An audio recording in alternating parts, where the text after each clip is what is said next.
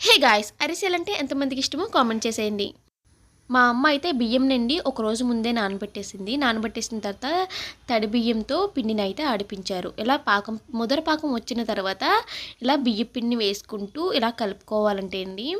అరిసెలు చేయడం పెద్ద ప్రాసెస్ అయినా కానీ తినడం మాత్రం 2 నిమిషాలు చాలండి. అందులోని అరిసె తిన్నప్పుడు ఆ టేస్టే వేరు. ఈ వీడియోని చూసి అరిసెలు ఎలా సింపుల్గా చేయాలో చూసేయండి.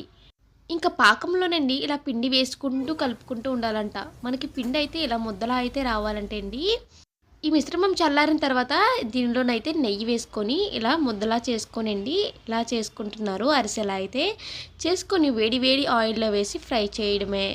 అరిసె ఇలా ఆయిల్లో వేసినప్పుడండి పైకి ఇలా పొంగాలి. అలా పొంగితేనే అరిసె మనకి పర్ఫెక్ట్గా వచ్చినట్టు. ఫైనలీ మనకి అరిసెలు అయితే రెడీ.